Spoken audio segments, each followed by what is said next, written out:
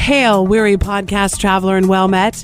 I see your adventure through the depths of the internet has led you here to sliding into the DMs. Now, this is not a podcast for the dirty boys, as the name implies, but rather a D&D advice and creative concepts podcast where these three nerds take your questions, suggestions, and pop culture influences to turn them into playable content, making goofs all along the way. This show is for everyone, from level 1 adventurers just stepping into the realm of D&D to the level 19 Dragon Slayer. Their aim is to help both players and DMs alike. Even Gary Gygax needed help sometimes. Just ask Dave Arneson. So step into our tavern, take off your cloak of Elvenkind, and spend some time sliding into the DMs. Well, hello, podcast listener. My name is Father Him Adderley, the Feelish Cleric of Saloon. Now, if you wouldn't mind, please roll for initiative. You know, back in my younger years, we used to roll for more than initiative, and then we would go into battles, and we would win them, and we're just... 17. 1. 12. Ooh, that means I start the episode this time. So, welcome to Sliding into the DMs. My name is Bruce. I am the mad scientist. And I'm Nick, the stat puncher. I'm Trevor, the continuity conductor. So, boyos, this is our 12th episode of Sliding into the DMs. I'm not gonna lie, I didn't know we would make it this far. I'm really happy we did. I'm so happy to be here with you boys. So, what are we gonna start out the episode with today? Well, you rolled the highest, so you get a pick. So I get to decide. So motherfuckers, get your dice out. We're making a creature. What Here dice we go. do we need? We need... Oh, hold on. Come over here to Bruce's Creature Creation Corner. No, this isn't the Creature Creation Corner. This is a new... Oh, yeah, we're gonna flavor it up a little bit. So this is actually what we're gonna call Bruce's... Mad Artificer's Workshop. Oh, Bruce's Mad Artificer's Workshop. So today, you're going to need a D10 and a D8. Okay, I got the both. Okay, so I'm ready. Nick, roll a D10. 6. 6. So, fighter. Fighter. Troubadour. That's me. D8. 8. Ocho. Alright, so that's going to be a 5th level spell. And now we're going to need another D10. So, go ahead and roll a D10, Troubadour. 1. A 1. Banishing Smite. Alright, let's go ahead and look that up since you have the text there. And it was a fighter with Banishing Smite. Yes. Banishing Smite Fighter. So we're possibly going to be creating a weapon or a magical item here.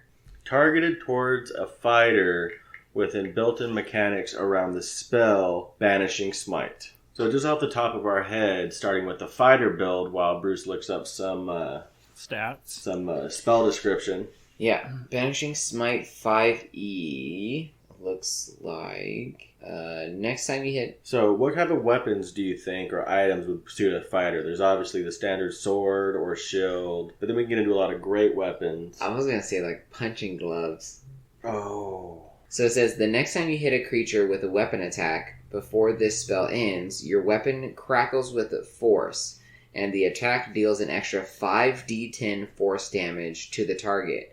Additionally, if this attack reduces the target to 50 hit points or fewer, you banish it. If the target is native to a different plane of existence than you are on, the target disappears, returning to its home plane. If the target is native to the plane you are on, the creature vanishes to a harmless demi-plane. While there, the target is incapacitated. It remains there until the spell ends, at which point the target reappears in the space it left or in the nearest unoccupied space if that space is occupied. So, Sounds rad. what about like some spiked gauntlets? Ooh. Okay, that'd be pretty sick. I like that. Or what if it looks like a flail head? You know, like the ball with spikes, but you put your hand inside of it, so Okay. you can't grab or like manipulate things. So I think it has to have some kind of counteractive thing, because it sounds like it's going to be a beefy fucking weapon. So like you're not going to be able to hold a weapon or like use items and stuff because your hands are going to be inside these spiky balls, and but you get the benefit of, you know, if you say, well, I'm going to use this for its Banishing Smite ability, then you get that crazy benefit. But in the meantime, you only use... So, like, when you do your... I think it'd be basically like an unarmed strike, but you just add a little bit of damage to it because of the spikes. And then you could use, you know, in battle, you're punching with these spiky gauntlets, or spike wall punching gloves, basically. And then basically Hulk hands, but they're a big sphere covered in spikes. So that's what I was imagining too, was a formed fist where you can't move your fingers, but it's just a formed fist. It looks like a gauntlet. It looks like a fist, but it's a cast piece that is in a closed fist. So you have to slide your hand in. And literally, I love the idea that they look like Hulk hands. Yeah. They look like Hulk hands, but with like spikes all over them, like they're the end of a flail. Yeah. So one thing I noticed about the spell, when applied to a weapon, it almost seems as it's meant to be a finisher. Yeah. It seems like this is like a last-ditch effort. Yeah. It's well, not a last-ditch effort. It's after you work them down, if they're a bigger baddie, or just knocking out small ones and getting rid of them for a while. Or if the battle's intense, it seems like. Because it's a 5th level spell, it's 1 bonus action to cast. You can only cast it on yourself. And the only components are verbal. And it's up to 1 minute of duration. So it almost seems like this is what you do when the boss is low, but so are you. So you use this as like, okay, well, I'm going to give it a try. Scorpion, it's, get out of here! Yeah, it's get out of here. So we can take a fucking breather for a second and heal up and then let you pop back in. Okay. Or it's going to fucking just do a shit ton of damage, because 5d10 is a lot of damage. Yeah. And so because it's Smite, it gives off, you know, the standard almost like Paladin or Holy Warrior, like spellbook. Like radiant damage, basically, is it? Well, kind of, because it does force damage, but I'm thinking add a radiant, so another spell effect. Oh, so I see. It's not just the smite, but, you know, add on, so it gives an advantage and a disadvantage at the same time. So whenever it's activated, you also cast light on it. Oh, okay. So it gives off an actual radiant light. So you can't cast this. And I think you have to bash the fists together like Hulk. I think that's how you activate this ability. Yeah. You cling! And the verbal component is the player's name, followed by smash! Yes, I love it. Like, so, you know... Lot more smash! Cling! So if it was, say, Thello would put Bam, Thello, smash! Boom! And they crack. I like the idea that it rings like a dodgeball from elementary school, like bing. This is gonna be a nightmare to edit because I've done ding really loud a couple times. Yeah, I keep watching it clip. You piece of shit. I love that idea. So I think this is like a 1 or 2 charge kind of thing, because that's a lot of damage unless we nerf it. Well, here's something I've been thinking about too with our own game. Even is that instead of just giving everything daily recharge sets, we give it 20 charges. Period. Oh, and then that's period. And after the 20th charge, it's got 8 uses. You roll a d20, and if you don't roll a 15 or higher, they crack, break open, and are useless. Ooh, on a 15 or higher, you can roll a d10 and regain 10 d-charge, or 1 d10 up charge. To 10 charges. Yeah. Okay. I like that a lot. That's dope. So it's got a terminus, basically. Yeah. It's like, it's got it can reset, yeah, but it's not likely. Yeah. I like that a lot. So it's got a finite amount of charges. So let's just say, you know, it's got 10 charges to these gauntlets, because this is a beefy spell. Yeah. So it's got 10 charges to these Power Fist gauntlets, and... On the last charge, you roll a d20. On a 15 or higher, it recharges 1d4 charges. Ooh, okay. I so like that. So that way it never can get full again. It only goes up to 4, and then 4, and then 4. It's only diminishing. Yeah. But if you don't roll D4 to see if it recharges on that last one, after that use, it's gone. Because you forgot to do it, so that's your penalty. Yeah. D4 or I like D6? that. D4, let's keep it small because it is a 5th level spell. Okay. Yeah, it does a pretty neat thing, but especially with that much damage. We'll keep the full 1 minute duration, and basically just follow it through as the spell says, not really altering or pulling it back, kind of like we did with the Ring of Haste and the Ring of Slow, cutting the duration in half. Yeah. With this one, we'll keep the full duration and then just full have damage. So I think when it's not in use, when you're just using them as modified fists, I think your damage, instead of it being, what is it? 5d8. Or was it 5d8 or 5d10? It's 5d10. So on the 5d10, that's just standard. That's just standard damage. But no, that's for the spell only when it's activated. When it's not activated. I was gonna say, because that's terrifying. For every punch you throw, it's 5d10. When it's not activated, it'll be a strength-based weapon. Okay. And it will run off of 1d8 piercing damage. I was just gonna say, I think 1d8 is good for just standard stock, no spell activation, just standard damage. And then when a spell is activated, 5d10 is a fucking beefy spell. Yeah. So you could almost burn multiple charges in a fight, but you also risk running out of charges. Also, I would say, even though they're fists, I almost want to kind of change it to where instead of being one arm, like two different items, have it almost one that you have to wield together so it's big. And then as a bonus, that is, you have to spend both your action and bonus action to strike with it. So the turn that you activate... It's a full turn to hit. Yeah, so when you activate that spell as a bonus action, you can't attack that same round. What if it's two gauntlets, but for the spell, when you clank them together, you're smacking them together like you're clapping your hands, and so it makes one fist, and you have to Superman punch with it. You know what I'm saying? Like, you cling, and then you... That way, Superman it's punch, bold, or swinging around like a double arm hammer. Yeah, or it can be the two gauntlets or Hulk hands, but it also comes with a bow staff attachment, and so you take them off, put them on either end, like one of those marshmallow fighting sticks. I have a question. Have either of you ever seen Superman fly? Does he fly like this, both of his hands together, stretched out forward? Or is it one arm forward? Yeah, sure he does. Is it one arm forward? No, he flies with two arms forward if he wants to go faster. That's science. What the hell's your problem? A Superman punches one hand. Yeah, no, it is. In UFC, Superman punches like a leap. In UFC, but is that the law? No, comic books are the law. Everyone knows that. I mean, this is D&D. We make our own law. That's true. So shut up, Trevor. I'm the DM right now. This is my corner. Hey. There's not one DM. There's three of us. Yeah. But I'm the DM of this corner. I mean, you guys... This is my corner. You didn't even know the name of your corner. It's valid. I mean, it's kind of like two forever DMs and one part-time, every once in a while DM. Yeah. Occasional, casual part-time DM. Yeah.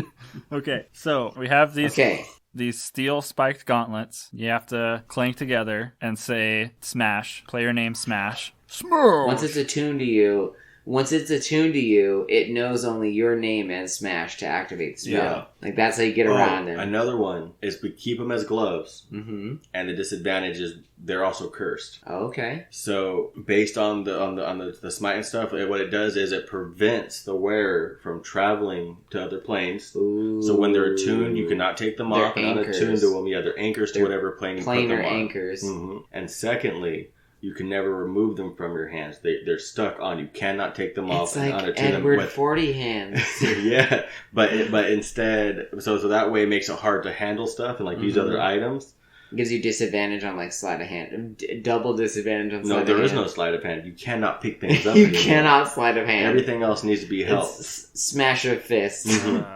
I would like to try and steal that guy's gate key. Whenever you punch him in the leg. Well, no, whenever I stat it, I'll make both varieties. I'll have the standard variety, and then I'll have an optional curse mark. So that way, or a curse option, to where if someone wants to go ahead and put that in as a curse, because it is a pretty overpowered weapon. I mean, it has a 5th level spell imbued in it. This is like a late level game artifact. Mm-hmm. Like, this is your guys are about to go face a BBG. Higher, easier, and just wrapping up the end of your campaign. Yeah, but then if you do it that way, they're going to have to use all of the spells right at once. Otherwise, they can't pick up their normal weapon to fight with. Well, like we said, this is more of a finisher item. So if they can't pick anything up, they can't hold their great sword or their axe or mace or whatever else that they typically fight with. So what if we make it one glove, Hulk fists holding the handle of a warhammer, and then so you can take them off, and put them away. So you can take the gloves, you can take your hands out of the gloves, but they're still mounted to this hammer. Well, I was going to say, what if we make it just one glove? So that way if they choose to do that, it curses to the one hand, and that one stays stuck. But they still have one hand, use the facilities, eat with. Use a sword or a slide shield. A hand at disadvantage. Yeah, things like that. Okay. I kind of like the idea of it's a big war hammer, but it's just the shape of a fist. But what I'll do when I stat it out is have a 2-hand set that's like a standard super awesome weapon and an optional one-handed curse item. Okay. I like that. That way there's 2 options, and that way say a DM wants to put it in a one-shot, they can go ahead and drop it in a one-shot with a curse, so it kind of messes up that player's thing and kind of makes it hard for them to go through it. Adds some flavor. But say it's a long story arc, then they can go with the standard one that just has the limited charges. And then I'll switch it up to the cursed one will reset. Okay. That one will have daily. That one will have... I would say weekly. Like, you can use it, well, I was twice going a to week. say, we'll give it just 4 charges, and then at sunset, you roll a d4, and that's how many charges it gains. Okay. Your cursed item just made me think of every single show Norseman. Yes. The dude when they cut off his hands and then they give him one that's a little 3-prong sticks and the other one's a spoon so that he can eat and touch things. Oh no. Oh god. Jarl Vord. Jarl Oh my gosh. I was thinking Jarl Vord. All the fucking his hands chopped off, and he's got that one hand that's a little 3-prong stick, and the other one's a spoon. The little wooden one. And the other one's a wooden spoon, so you can fucking eat with. Sorry, I cut off your hands here. Oh my gosh. Shit. It's so good. I love that one. Fuck. So what shall we call these smashy pieces of What should we gloves? call them? They banish things. Smite smash. Ooh, smite smashers? Sounds like a gas station. Smite smash. Hulk gauntlets. Hulk gloves. No, can't be Hulk gloves. That's already a thing. Hulk gloves are already a thing. Banner beaters? No. No. Banish-mits. Bruce Banner is the Hulk. It's actually Michael, Steven, Scott, Bruce Banner.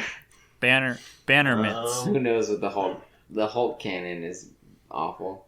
Banner-mits, because it's, playing tribute to Bruce Banner, but also it bans them to another plane. What if it's Banish-mits? Banish-mits. Because it's like banishment. Banish-mits. I like Banish-mits. Going once. Going twice. Sold. Banish-mits. Banish-mits. That's what they are, the Banish-mits. I love it. All right, well, thank you for coming over here to Bruce's Mad Artificers Workbench. Oh, workshop. It's okay, Bruce. One day you're going to remember. And one of these days I'll remember the name of my own corners that we do here. We always put Bruce in the corner. It's not his fault. Everybody puts Bruce in the corner. Wait, hold on. It's the other way around. It's a round room, though. We haven't figured it out yet either. He just sits over there quietly. All right. I have a question that we did not get to last time. This one is from the D&D Beyond forum, and it says, I need... D&D Beyond! Says, I need help with a temple. So my party has gone to a town which they will be residing in for some time, and there is a temple there. I know nothing about temples. Please help me. Where can I find some information on them? Just a normal temple, nothing special like the Temple of the Demon King or anything. What is a normal temple like in games? Because I can only find ones that have a boss fight, and it's really annoying. Please help me. And this question comes from Zebra 101. It's black and white. It's a black and white question. It's a real black and white question. What? How can we help him build a temple? If you're living life and you hear hoof beats, think zebra first. I always think giraffe-corn. But it's something as in my creation corn. You keep that one fucking locked up. It bit me last time. Yeah. Sorry. So... It's funny that it bit you. It normally stabs people. I had the eucalyptus. Oh, that's what it was. I think it just needs a basic... Not like... See, I always think of worship room, and then you have a couple side chambers, and then you have back room with all the stock and stuff, and then you can have a basement with all the food storage, and then you have higher chambers in the towers and stuff for and a hidden compartment with an ancient relic and a big baddie. Yeah. Oh wait, they don't want to be baddie. Damn it. it. Just take that remote. Just break that door open. Wait, Bruce. Where do the priests take the choir boys to? What room does that happen in? That doesn't happen in D&D. Oh, okay. This is wholesome. Gotcha. Whole family fun. Sorry. Yeah, we just have demons and This dragons. is where you go to escape your life, Trevor. Oh, sorry. Let me get out of my past here. Oh. Just take a deep breath. Smell the cake. So, do you think that Zebra is looking for like a dungeon build without a big bad at the end, or just a general town temple? I really think it's just a general town temple. Like, I was thinking of just like the Temple to Torm we have set up at our base in Campaign 1. Yeah, so just a simple cathedral with a podium and a few pews. See, I was thinking of him Adderley's Temple to Saloon. Oh, yeah. Except like with less big sculptures. Yeah, sculptures of big-breasted ladies. Well, to start off, the Temple to Saloon is a temple that is shaped as two round domes with temple caps on the top of them, and it looks like large breasts. Breastises. Because he's a pervy little fetus. Isn't that what you want in every temple? And or is that just him? That's just him. Oh, yeah. Okay. As in him, Natalie. Yeah, him. Yeah. Yeah, I'd say you have the main worship room with all the pews and the lectern at the top, at the front. You have your statues of whatever god or goddess you... Nondescript statues that can be adorned however you feel. Yeah, depending on what god basically, you pick. like, what is it? Department store mannequins, basically. And will they wear the blue and silver outfit today or the green and gold? We'll find out. Who knows? Yeah, we're worshiping today. The priest's quarters. And without clothes, they're just terrifying. The high priest quarters. That's going to be have idea. his his desk, all of his books for research. Yeah. You're going to have just off the main podium. Yeah, you're probably going to have, not a bad idea to have like a big library in there. Oh yeah, a library is good. Also might not be a bad idea depending on if this temple is like a big part of the town center or not, if it has the like a hospital quarters almost. I don't know what to call it, a medical. Oh, a med bay. Mm-hmm. Yeah. Where they can do at the very least a few like small apartment type rooms that they can help people, give them a place to stay for the night and treat them if they're injured. Yeah. Well, and depending on how big it is too, for the people who actually tend to the temple itself, they would need places to stay. Yeah. Well, what else? That's all some easy direct stuff, but still in from the McElroy theory. Let's give them some advice that they didn't quite ask for, but they probably should have. Yeah.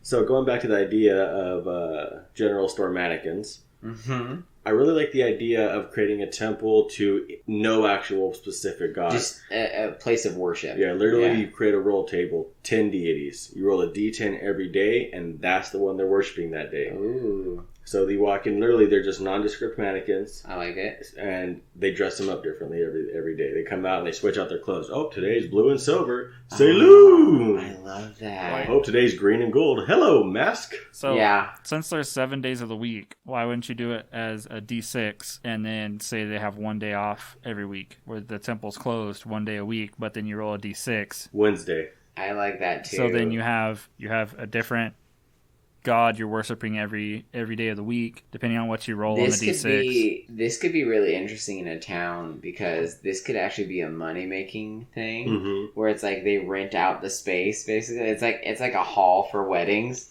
except that they have all 7 banners. Like a pure white one for day off, or like a blank one for day off, and then they have the 6 main deities of that area. Of like, okay, well this day is this. They pay rent for this. Like you can almost make it like a kind of a corrupt fixture, or a way for the community to make extra money. So what do you think about this? Is the head priest who runs this scam mm-hmm. is a wizard bard. Okay. The bard for being high charisma and real charming. The salesman part, yeah. But the wizard so that they can learn, basically Mordenkainen's marvelous mansion. Ooh. So what it is they go from town to town. They're never in the same town for more than 2 weeks. Okay. And they go from town to town and they set up a church. And he casts Mordenkainen's marvelous mansion on the doorway there. Yeah. So that way when they enter this little bitty building, it turns into this grand, huge mansion where they can float around and whatever they want. It just instantly changes for the day because he casts it every day. I love that. And as he does so, it changes. And basically it's the same exact layout for the church. You walk in, you have the big appearance Open, hall, the big yeah. open hall, and then, the med bay and everything, your standard temple build. But everything's adorned with a new color set, a new symbol, and a new sermon on today's Mordenkainen's magnificent church. Yeah. Yeah. Magnificent place of worship. Well, kind of to bring the McElroys back up too, and I know we've talked about 11th hour how many times now? Too many? 11. Yeah, but if you want just a basic temple, you can also listen to 11th hour of the Adventure Zone. Yeah, they literally say it's just a tall temple and it crumbles. Yeah, but I mean tall temple. But Griffin gives really good descriptors of what it is inside and the outside of the building and everything. So it could be anything like that. If you want just a basic temple. Can just go straight. Some southern churches are literally just 4 walls around a big space where they have enough room for pews and stuff, and there's like maybe a tiny office behind the wall of the main stage, and that's it. That's your temple. Yeah. Like depending on how basic you need it or how extravagant, how much space, how extravagant, how much space you actually need to fill, you can add rooms as you go. Like basically that's what we did for the Temple of Saloon was like, yes, we gave it this funny structure because he's a little pervy cat person, but it was basically just one major worship area, and then it was a couple small rooms for like nondescript storage rooms until the players asked about them. Yeah. And then it's like a med bay, and then it's like extra quarters for those in need, which was basically like brothel style, like just bunks. And then it had his office, and then it had towers going up. Yeah. And which into a dog kennel. Yeah. Yes. But you can just add as you go, but you can just start with the basic structure of big worship space, small office. Yeah. That's it. Boom. Anything done. From, like you're saying, just a basic Southern Baptist style church to an extravagant Catholic cathedral. Yeah. Just depends on what you're going with, what type of town they're in, and what the needs of the campaign are. Yeah, I think you can honestly just create it as you go. Yeah, I mean, really, you can Vatican whatever you want. Or you Vatican do whatever you want. Oh, you Jesus. Piece of shit.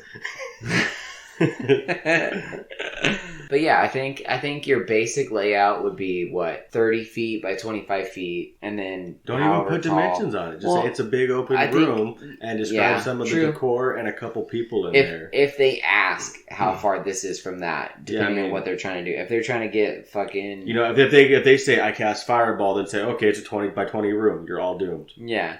Well, I'm thinking like if they're trying to get some Jester Lavore stuff going in here, then you can make it 60 by 60. Yeah, you might have to describe some distances and some statues and stuff like that, but just leave that for the moment. Yes. Just leave that. I want to draw a mustache on this statue. Okay, I'm going to climb up this thing and then put the mustache on this guy's face. Okay, bye. All right, I have another question that's a little bit a lengthy question, but I really think that it's something you both are going to get into. Okay, hold on. Let me buckle up. Buckle up.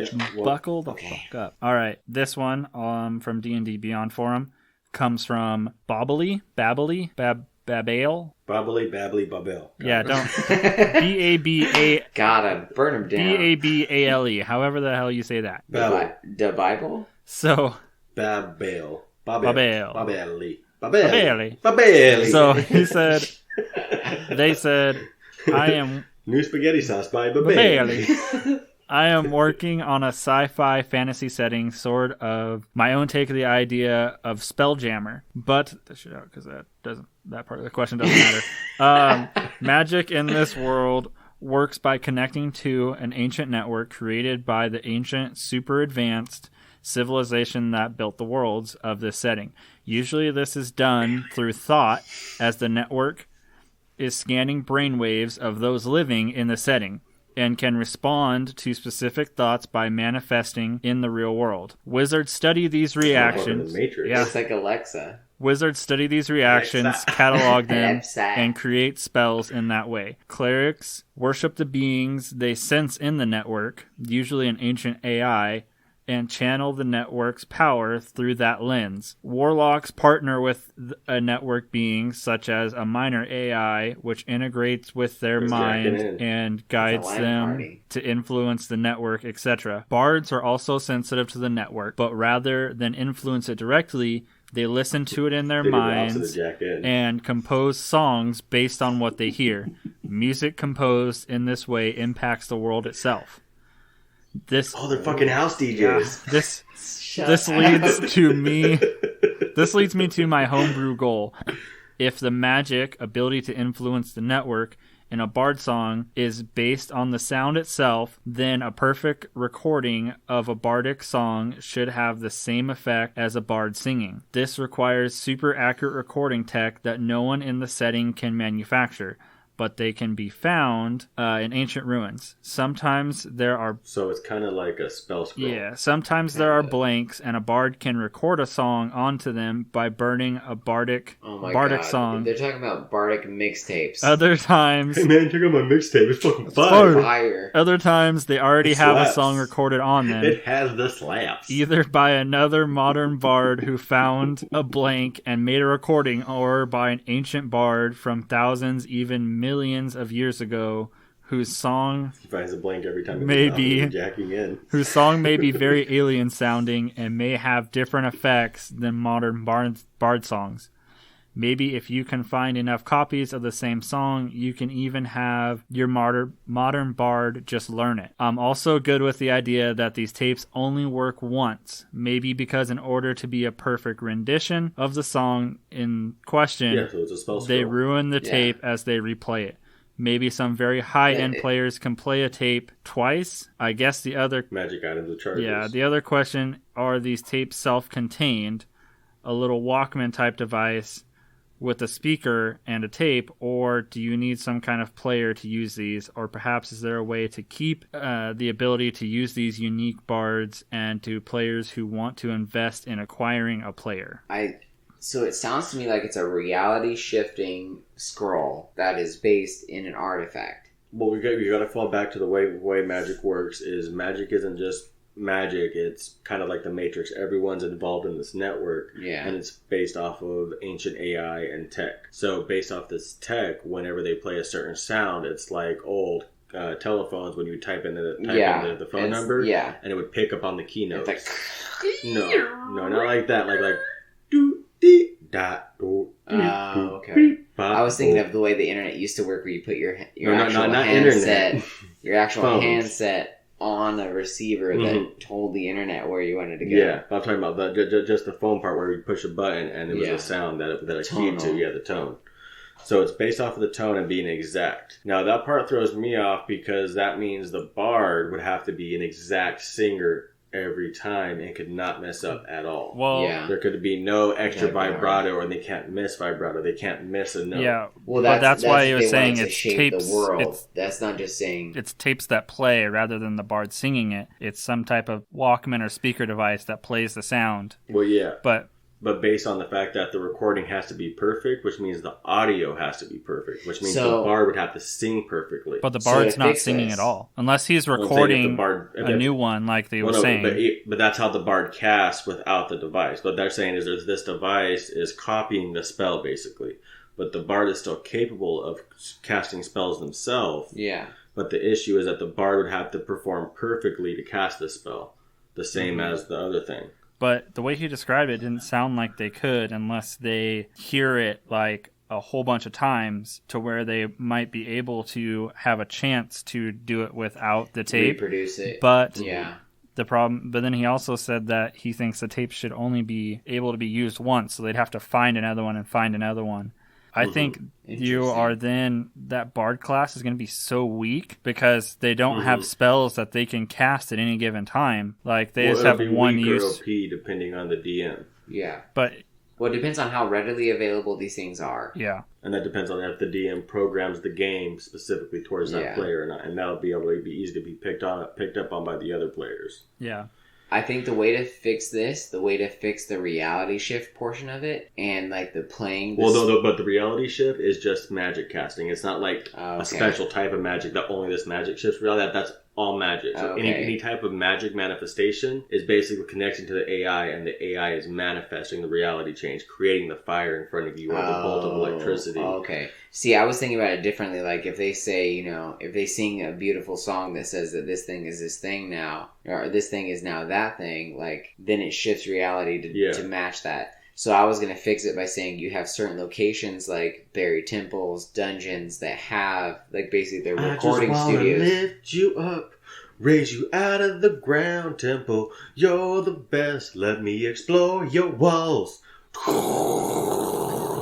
Like that? No, I was thinking they find the room in that chamber that has this magical cassette player built into the wall, and it's like a recording studio. Where on one side they have the tape that plays in the room, and then the bard sings to the tape. Yeah, it's like literally like any movie you see of the '90s where any band is recording, where you have the people in the booth and you have the people in the studio, and then like they're those holding one headphone on their yes, exactly. And they're the ones that are shaping their reality, quote unquote. Well, they do that anyways. I mean, just look at People Magazine. Yeah, exactly. Yeah. I mean, read a book. No, read a magazine. I mean, it's kind of like the articles. The world he's setting up kind of sounds like you were saying, they're in the Matrix, but because it's hooked to a computer program, then as they play specific tones, then the world can manifest that item by adding it into the code. Or, wizards are able to tap into the coding and able to manipulate it based off of their thoughts because it's scanning their brainwaves. So if they think this certain thought in this certain way, then this will affect the code, which changes what happens in front of them. Yeah, I think the easiest way to solve this problem is just to simplify your recording devices. It's a one-time item. And it's not so much it's a perfect rendition or anything. It's an ancient artifact that there's only a few of, but they're basically a small blank handheld recorder of some sort that almost acts like a hollow disc maybe, that when you activate it, a recording like hologram pops up and you play your song or you do your dance, you tell your story as a bard, and then it copies it and stores it. But after you use it, there's only enough charge on the power source to be played one time and then it deactivates. That way, if you want to have higher, better ones, they can be newer or better... tech? Not tech, but preserved. They've been preserved better, so maybe you find one with a full battery that has 5 uses out of it. But each time they use it, they have to basically... It comes with one store spell in it, you use it, and then it opens the memory cache, and then you store a new spell, and then you use it later. It's almost like in D&D, a ring of spell storing. Got it. So that way, it's kind of... But you have to reset it every time. And then, like our item we made earlier, it has a limited number of charges before it's no longer usable. Got it. See, and I was thinking you could do something like it's a wax cone. So it's able to be recreated so the bard class isn't totally nerfed. So it's able to be recreated, but each cone is one use. So it's kind of like using a spell scroll each time. When they used to record audio back in the day... When they used to record audio back in the day, it was on these wax cones, and then it was cast into whatever the record material is. I don't know, but yeah, like I said, my only worry with this is if these various recordings are not just readily available everywhere, then that bard class is gonna be useless. Yeah, you just nerfed the fuck out of it. The thing is, you make it to where they can, as long as they can cast without one, you treat it more like a scroll or a ring of spell storing. But what you can also do is you make it to where there's only one of these items that the party comes in contact with, or maybe 2 throughout the whole game. But what you do to make it usable is you don't drop more items, you drop power sources for them. Oh, okay, charges for them. Like a battery, like if you're playing like a horror game, you have your flashlight as your lifeline, but you can't use it all the time because the batteries will die. You have to collect batteries as you play, and that'll kind of keep them boosted up. But then, you have, battery recharge stations, too, where, they have dead batteries. They can go plug these in and get 3.5 charges out of it. Interesting. Okay. So because it's a high-tech world, yeah, you go with the same idea of tech. What are problems in today's society with technology? Yeah. We all have things that recharge and are battery-powered and wireless, so that you incorporate that. You think, what's even more advanced? Crazy high-tech stuff that perfectly records, and then also make them fragile. If there's ever some type of damage or AoE that knocks them back or they hit the ground or something, make them roll a fragile roll. See if they're lucky enough and it breaks or doesn't break. Yeah, I could see that fixing a lot of it right there. I think that handled it pretty well. Yeah, I think that's the best plan to execute on that. Yeah, I don't think there's anyone else to go with that. Nick, I want to hear from you tonight. What what ideas do you have bouncing around in your noggin right now? Well.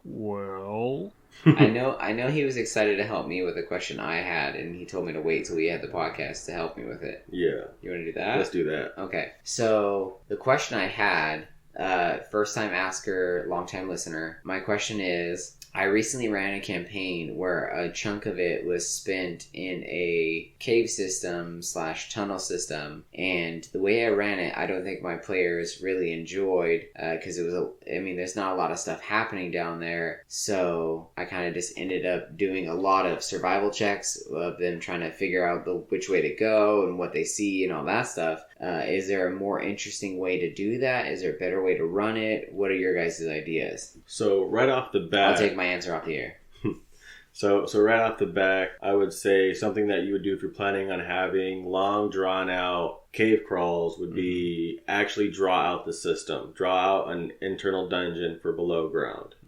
That way there's an actual map to follow where they run into dead ends, and after they explore all options, they still make it out without it taking forever. Also, if you're going to have them roll survival checks, integrate a roll table. For successful checks, they move forward, and failed checks, they have some type of encounter or puzzle or trap set up. That way, it's more planned out, and it's less from the fly of your seat. I think that's the right term. Fly by the seat of your pants. Yeah, without flying by the seat of your pants. So, Bruce, I can say as a person who played in that dungeon, that cave that you built, I think the issue with it was that it wasn't so much that we were stuck down there for a long time. That was fine. And it just was the repetitiveness for a while of, okay, you're swimming this boat down the river. Okay, you're in the mud. You got to push this boat out of the mud because the water is not as deep here. Okay, you're back in the water. Okay, you're swimming through. Okay, here's this creature you have to fight. This bat that flies down. Okay,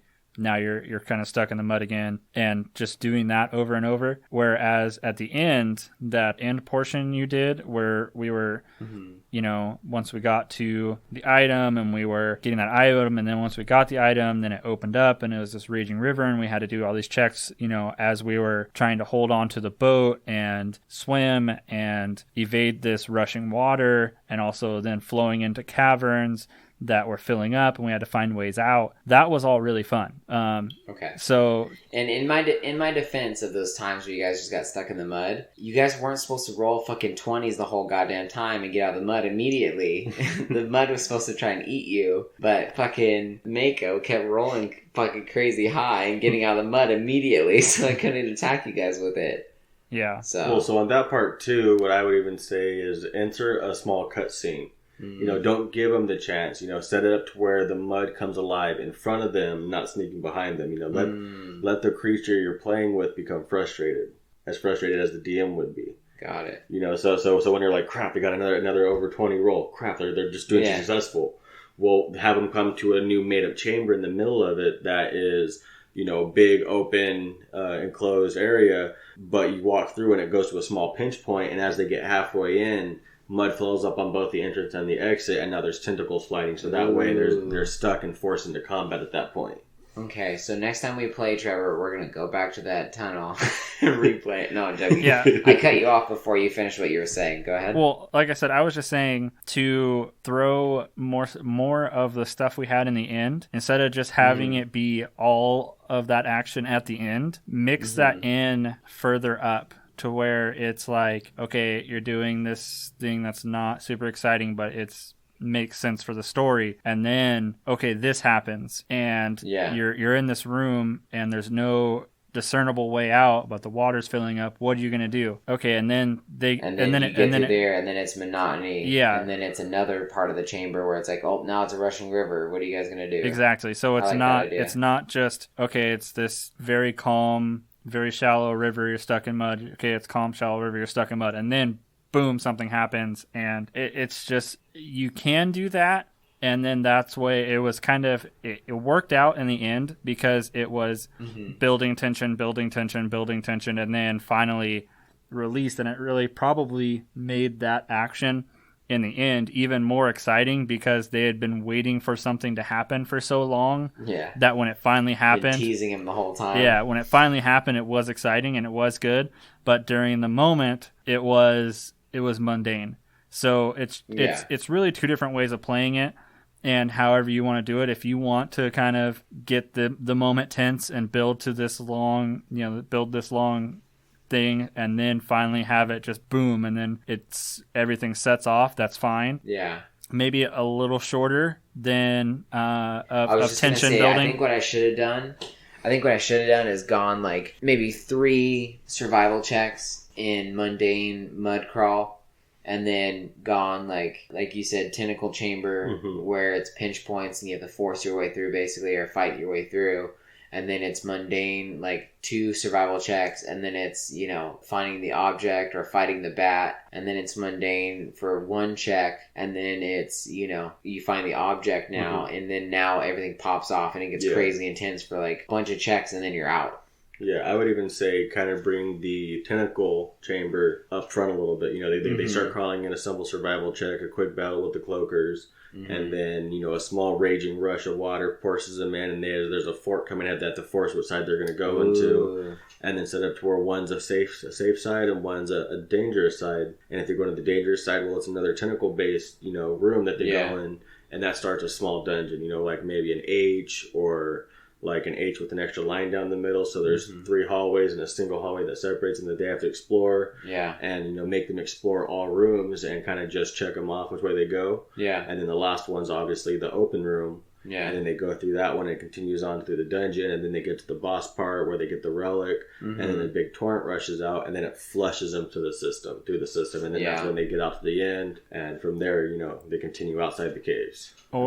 And like Nick was saying, putting that bigger moment in the beginning too helps with building the tension, even if you want to do like a long mundane section where nothing's really happening, just to build tension for a long time until it finally just breaks and releases. If you put something more extravagant right in the beginning of that before you go into that mundane pause, it's just going to be tense. It's going to be tense the whole time, because then they're like, what is happening? What are we getting into? When is it gonna? When is the foot gonna drop? Yeah. Whereas the way you built it up, it didn't seem like I said, for a long time, it didn't seem like it was building anything. It was just this tunnel, mud. Yeah. Whereas, this also leads into another DM tip is being able to take notes easier. Whatever easy way to take notes, because a lot of the games we plan out is over the phone, just verbal. Yeah. And so a lot of the stuff that you were going off of was more of my ideas that I had thrown at you, and you're like, I like that, let's make that work. Yeah. But neither of us were able to write down and have a physical copy, so you're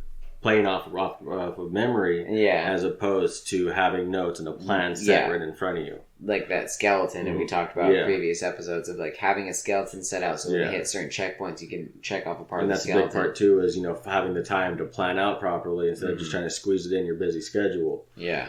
So that's another drawback to it that makes it difficult when you're trying to figure it out and you have these 7 thoughts in your head, and you're also trying to listen to 5 people. Yeah. Yeah. So it's a difficulty there that's hard on the DM sometimes. And, that really comes into finding the time where you're going to plan out your games and have the skeletons. And, in this case, it was a hard set because we kept switching back and forth, and we weren't playing a steady game or going back and forth, and we didn't have time to take notes. Yeah. So that's another good DM tip, is if you're, planning these big, suspenseful games, make sure you have time to write down every little bit, because in these dungeons or these forest caverns, it's going to be a little bit railroaded, and that's all right, because you're kind of blocking the exit, forcing them through. Yeah. But, you got to have it planned out, so everything's step by step, so that way it's ready to really antagonize your players. Yeah. Well, thank you, guys. I'm going to use that going forward for sure. Yes, sir. All right. You ready for a listener question? Yes. Okay. This listener, who goes by the screen name Zeus, says... Z-O-O? It's Z-Z-U-E-S-S. Zeus. Zeus says, hey guys, I got a question for you. What is your favorite version of D&D and why? What do you guys think? What is your favorite version of D&D? Well, my favorite is D&D 5th edition, because that's what I play the most. Yeah, I think 5 is where I have the biggest foothold, but I can't remember exactly which one. It might be 4. whichever one was the more flavor story based one, I think I would have a lot of fun playing that model just because of the way my brain works. Yeah, I believe that's 4. Yeah. 3 and 3.5, I believe, are more battle-oriented. Yeah, more combat, more stats. Stat-based. 4 was a lot of flavor and open world-based. And then 5 was kind of a combination of the two. Yeah. See, I think I would really like that story-based just because of, you know, the way I think is like, I try and go for the most complicated description on stuff most of the time. So I think that base behind it would make it really fun for me to build a character of like, I mean, you've helped me build a changeling before. You know how convoluted some of my ideas get. Jesus, so, like, that was all that fucking a whole new level. Secrets on secrets on secrets. All that detail in there is what I love. So I think that story based, like that flavor based, kind of like change the way some spells work or look. Would be really fun for me. Yeah, it kind of goes back to you, like your idea also of like when you cast a magical arrow spell, you draw back the magical arrow. You describe the physical, the somatic component of it because it has to be unique to you. So like if you're shooting a firebolt, then you wave your hand, you outstretch your hand palm up and you wave your hand over it and it creates this magical fire crossbow and then you fire the bolt. Yeah. You know, like that kind of descriptive stuff and like the texture it creates. I love that so much. So I think that version would be my favorite. Yeah, if we played it. In your instance, it would be like taking a general spell list and having them all have a conjuration flair to them, where there's always a new imagery that associates with it. It's not just I throw a fireball from my hand. No, it turns into an amber crossbow made of energy and fires a firebolt out of it. Yeah, or you Kamehameha fireball. You know. Sorry, Trevor, we keep cutting you off. No, you're good. No, I love what you guys are saying. I was just gonna say we probably should have prefaced our answers. Breakfast. No breakfast. We probably should have prefaced our answers by saying that I believe pretty much all of our experience is all based in 5e. Yeah, none of us really have 3.5 one time in high school in a single 2-hour game. That was the intro game for what was going to be a long campaign until my DM moved to Oklahoma. Way to go. What a dude. So I hate people who move that's far really away. where our experience and knowledge base sits, but we do know the general concepts and ideas of the other editions. From what I know about the other editions, I still think I would like 5e the best, even if I had played other ones before, just because I really like the combination and mixture of the both. The balance of it, yeah. The balance, yeah. I think it got rid of a lot of the flaws that both of them contained to make one superset, basically, right? Yeah. So I really love that balance that came in 5e with the flavor and the stats, where everything's not straight stat based. You're not min-maxing as much. You still have some room for flavor and to add things in like that, but it's not pushed so far one way or the other. It's down the center of the road. Yeah. And I like that balance. Yeah. And I know for me, I like 5e a lot too, but it's not just because of how I like to play the game. I like 5e because I feel like 5th edition is the edition that really modernized D&E and made it popular again. What is D&E? Huh? What is D&E? D&D? Yeah, you said D&E. Oh. You said D&E. My bad. He's thinking about elevators. he's over here thinking about doing a B&E, but while talking about D&D. Yeah. I'm going to do a dungeon and enter. Dungeon and entering. But it just allowed the modern age with podcast and internet entertainment, pop culture, to bring out with 5th edition, because there is so much room for flavor and improvisation, and it's made it easy for storytelling. And I know there's a lot of purists out there who love the stat building and the tactical side of it.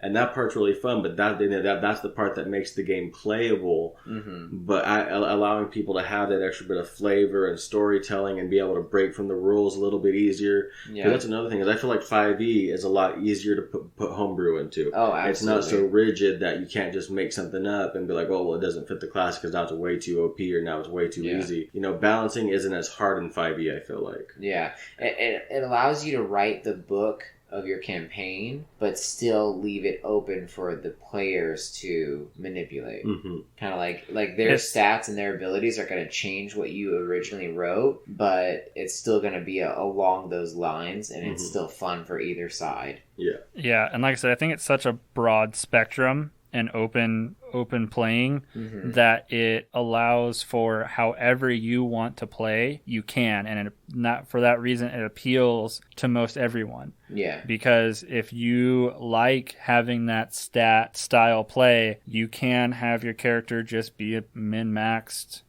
stat style player, and you can play that way. If you don't want to put the flavor into it, you don't have to. If you want a really flavor-based character, you can. You can attach some stats to that flavor, and you can make it happen in 5e. It's such a broad spectrum that it opened it up to a more diverse population. Yes, definitely. So I have a question that branches off of this one. Lead the way. Okay, so what do you think they're going to do for 6e? Or do you think they're going to do a 5.5e? What do you think they're going to change, or what do you think they can put in to make a new edition? They're already kind of putting it out, aren't they? They're calling it New Gen or Next Gen. I haven't looked into that yet. I haven't either. Break me off a piece that's of what, that there, Trev. Yeah. Give me a little taste, a little nibble. Serve it up, bud. I know part of New Gen stuff was was a little bit of what we talked about last time, where they were removing all of the racial stats, basically. So you don't have that's right. any deficiencies based on your race. And I don't think... That's right. I haven't got too much into it, but I don't even know if you have racial benefits based off of your race. I think race... Yeah, I remember there was talk of like the gnomes and goblins no longer having a penalty to strength. And things like that. Like what I think they're doing is they're still leaving some benefits, but they're removing most of all negatives all of the from negatives, and they're getting there rid is of no deficits based on race. Like I said, I don't know if they're getting rid of the benefits, but as far as I know, there is no racial deficits. Interesting. See, I think that's a part of the game, though. I mean, because that's real not life. necessarily, and it's not real life; it's fantasy, because that's what D&D is. Well. But the thing is also, with, the way it's been popularized lately, it's in the limelight. A lot of people are playing it now. It's, getting a lot of attention to the point that they're releasing, like when they released the... new content. Well, not just the new content, but like the beginner's kit and the essentials kit. Like with the quest around Phandalin, and then continue it further with the essentials kit.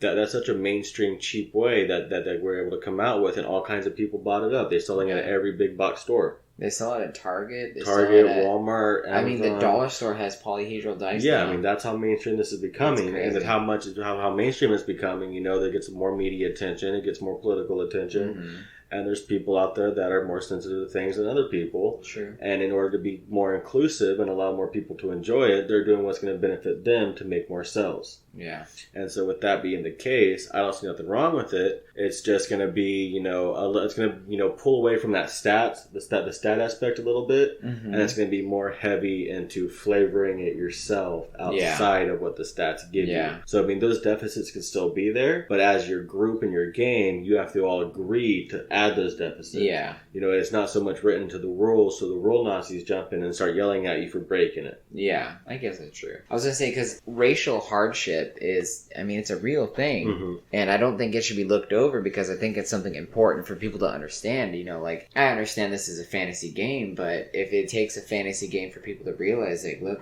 certain races have it hard, I think that's a valuable tool to kind of use. But if it's just you want to create a generic template for people to create a pawn, which is also part of D&D, is it's a group storytelling kind of thing, where if you want to, as a DM, flavor your world the way you want to flavor it, as long as everyone kind of agrees that that's cool or whatever, then that's fine too. I see the value in that as well, but I don't think it should be just... I think sweeping it under the rug and just taking away a lot of that stuff is a little drastic.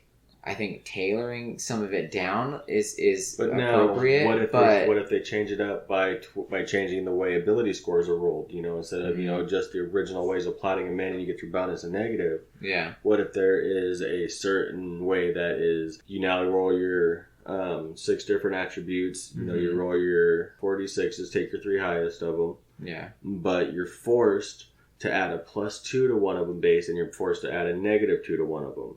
Doesn't matter which one. Everyone gets a penalty. Everyone gets a bonus. But you control where those go, and then you drop your stats. See, I like that. But that way, there's still a negative, but it's not race specific. Yeah. It's the idea of it's personal specific, because no matter the race, there's really athletic people, there's really unathletic people, there's really bright people, there's really dumb people. You know, back and forth. It's not based off the race so much; it's the individuals themselves.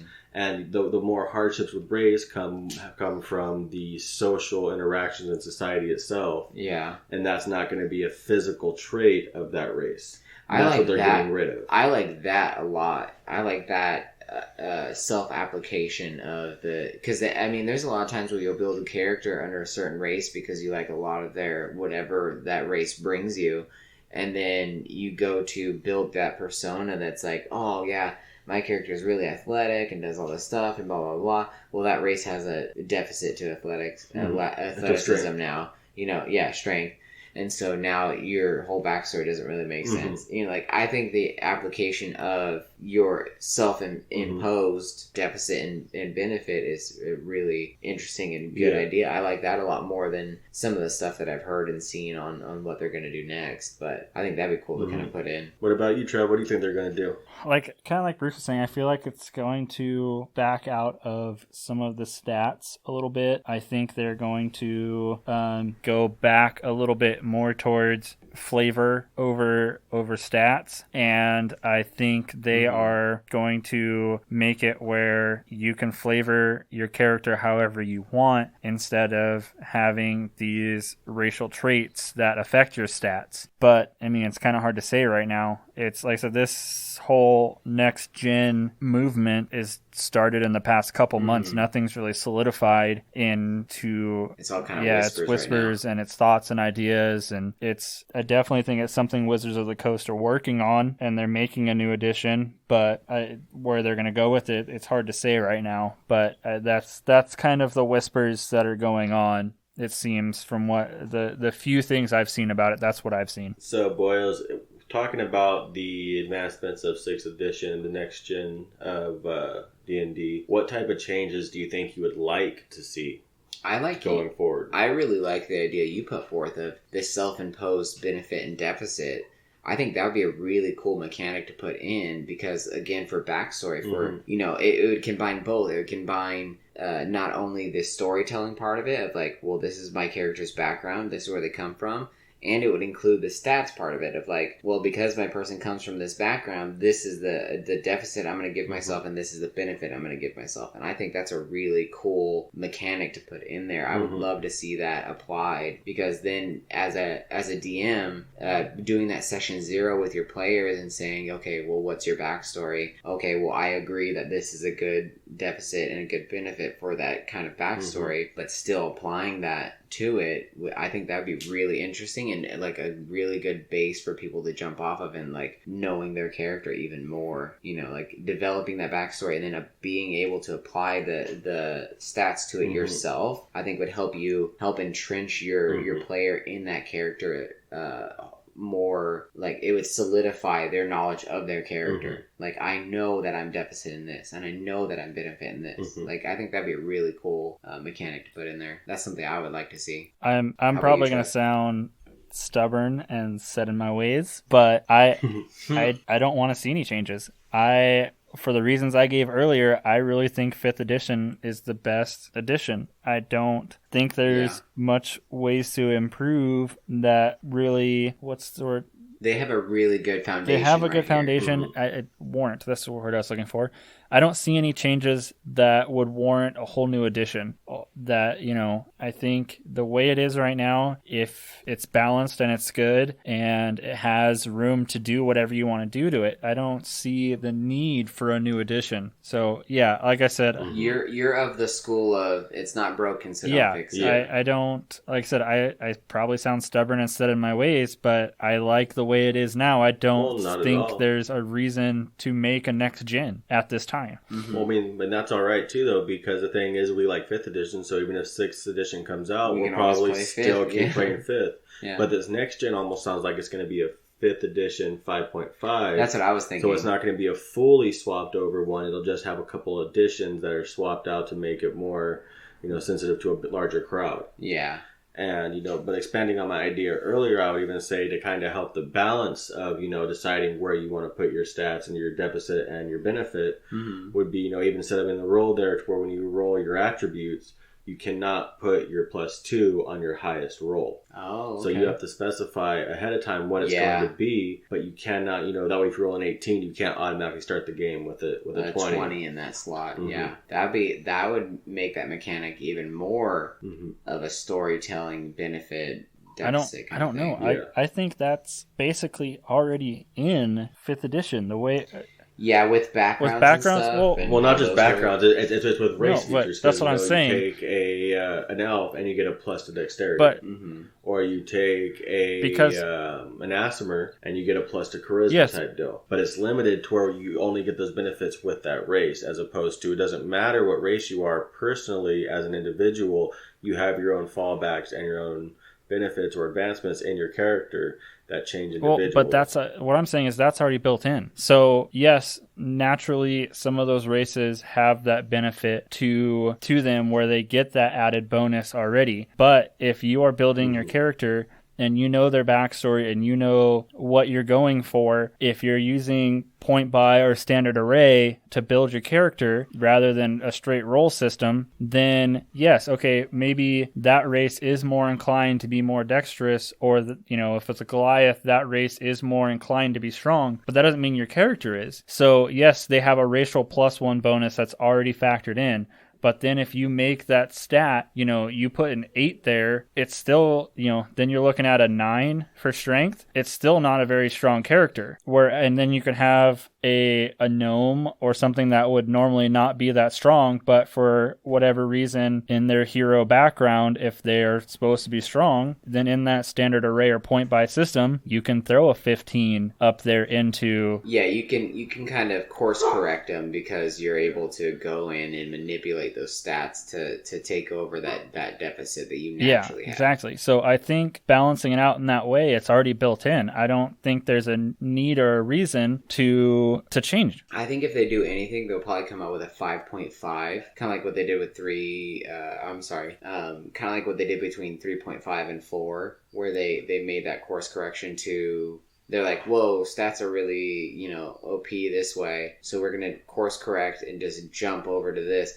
I think they'll kind of meet it halfway and do a 5.5 and be like, okay, well, stats do this and storyline does this, so if you guys want for your consideration, 5.5 does this, I see if they do anything, if they release anything on it, it'll be a 5.5 version rather than just a full new 6 version where it's like, well, all these things have changed now.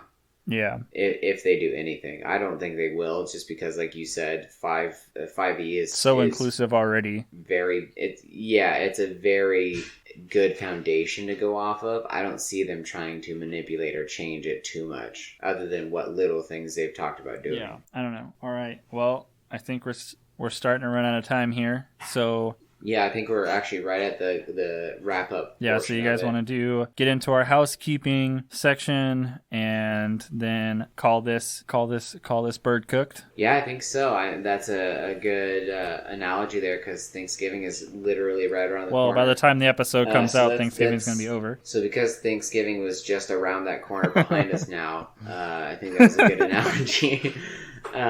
So to start wrapping up, as always, thank you, Carter, for our intro. We appreciate you so very much. And if you guys want to send your questions in regards to D&D, or even just funny thoughts or memes or just whatever kind of idea you want to send our way and get us to talk about You can always reach us on any of our socials by searching at SitDMs1. That is at SITDMS1. And you can always slide into our DMs and send us your questions or thoughts. Directly at emailthegms at you can gmail.com. Email us at emailthedms at gmail.com. You can also send us in your character roll for initiatives. Thank you, Bruce, for sending in his. Ham the father, Adderley. Ham Adderley. Yeah, Ham Adderley is a character I've played in a couple of our sessions with our campaign 1 party. And you can do the same thing by just, saying the name of your character, giving a brief description, and then asking for us to roll for initiative. And we will start dropping those in the beginning of the episode right after Carter's intro, just so we can get some listener participation and you can get yourself on an episode. And we always thank those people who do that. And thank you, Zeus, for writing in. Yep, thank you, Zeus. Or Zeus. Zeus. You can also call us at 1-800. Wait, nope, that's not correct. We don't have a phone. Never mind. Don't call us. We don't have one of those yet. Yeah, don't try and call us. We won't answer. Call me at 555-123-4567. Don't give out your number, Nick. Idiot. All right. What else do we have? I think that's all of our housekeeping. That's it. For the most part. Herpaganosyphilids? No, that's me. That's the next. We were talking about next gen of D&D. Herpaganosyphilids is the next gen of STDs. That's a different topic, Nick. Yeah. They both have D in it. Sexually transmitted dungeons. So since I rolled highest.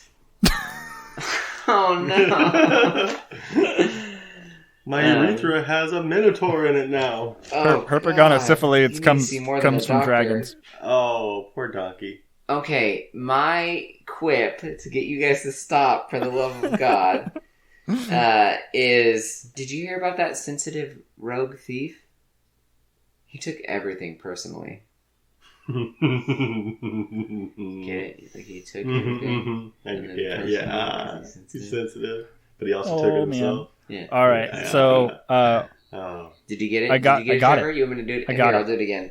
As you know, I laughed internally, Bruce. This is true. That doesn't make good for audio. Yeah, medium. can you laugh externally for podcast reasons? Here's for you. Hey, boys. Why can't most dwarves drink alcohol? Why? Because they're minors. Oh, Jesus. I groaned externally. Did you hear it? I did. I heard it. That was a good one. I liked it. So, do you boyos know why the dragon slept through the day? Why?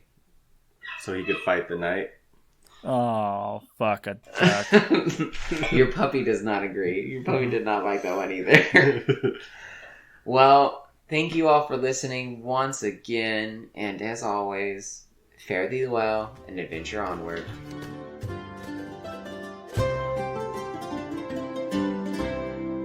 Spice.